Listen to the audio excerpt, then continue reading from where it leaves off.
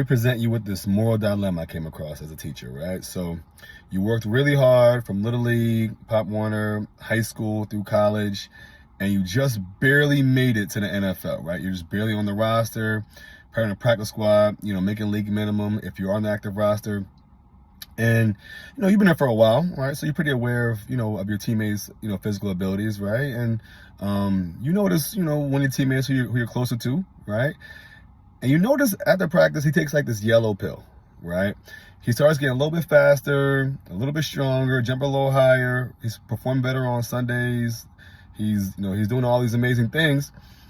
And on top of that, he's getting paid $20 million a year, right? So you watching this man like, I wonder, you know what that is, but I wonder what that is, right? I wonder what that would do for me. And he looks at you and says, hey, why don't you try this yellow pill too? It'll help you kind of get where you want to go. Right? And you sit there thinking about it, and you're like, that $20 million will go a long way. Now you look at your account and you say, if I get cut today, right, I've got about a year in my account before I have to go home and get a regular job. So is this thing worth me, getting if I get caught, or is it worth if I don't take it, is it worth it if I get cut? Right? So, let's make it practical, right? Let's say you were in school, right? You work really hard, you study for a test, right? And you're taking a test, the teacher walks out, right? You see 2 or 3 people, they start cheating, right? They got the answers, on their hand, whatever. I'm not kids cheat now, right? The test comes, they don't get caught. The test comes back and they get 100. You work really hard, you stay straight, you got a nice 65 on your paper, right? The next time you get a test, tell me how many of you would at least not consider it, at least consider it the next time, right? If not, outright cheating. You know what I mean? And most of us can sit back and look at people do some things. Let's say cheating is example, or it could be lying or stealing, and I would never do that, right? And you wouldn't, because you haven't been confronted with it yet, right? It hasn't hit you just yet, right? So when I was with the Raiders, I had this teammate, his name was, we'll call him Big M. Right? Now, Big M was a big country dude from the South, I think like Mississippi, something like that, right? Never really had much luck with the ladies kind of thing. I'm sure he grew up with the church on Sundays, right? Parents telling the right thing.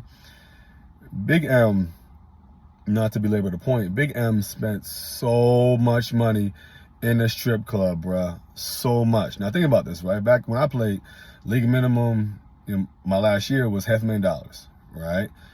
So let's just say he made that much money before taxes. Now, we only get the actual money during the season.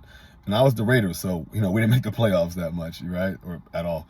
So last week for us was the last week of December. That was the last time we was going to get paid, a game check. So, but Big M still going to the strip club, still racking up debt in March, April, May, June, always December, racking up debt, right?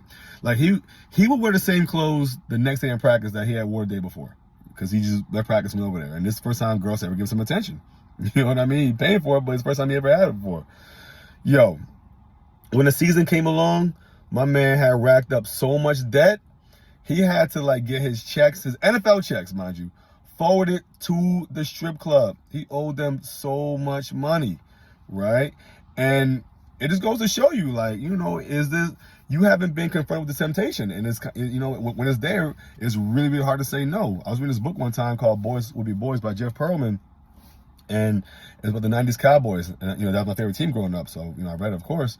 And in the book, he was saying, a lot of the guys that reported this, they wouldn't even, let you on, the boys club, you know what I mean? They wouldn't be cool with you, they wouldn't kick it with you, nothing, unless you were doing what they were doing, right? So they wouldn't, unless you was doing coke or drinking, prostitutes, right? All these different things. Unless if you weren't doing those things, right, you weren't part of the clique. You know what I mean? And they would kind of ostracize you, right? So it's hard to make the team when your teammates is not with you. So it's dang, do I get cut and go home, or do I, risk the potential of, getting caught with this prostitute, with this kilo of cocaine type thing? You know what I mean? A lot of guys kind of fold under pressure. You know what I mean?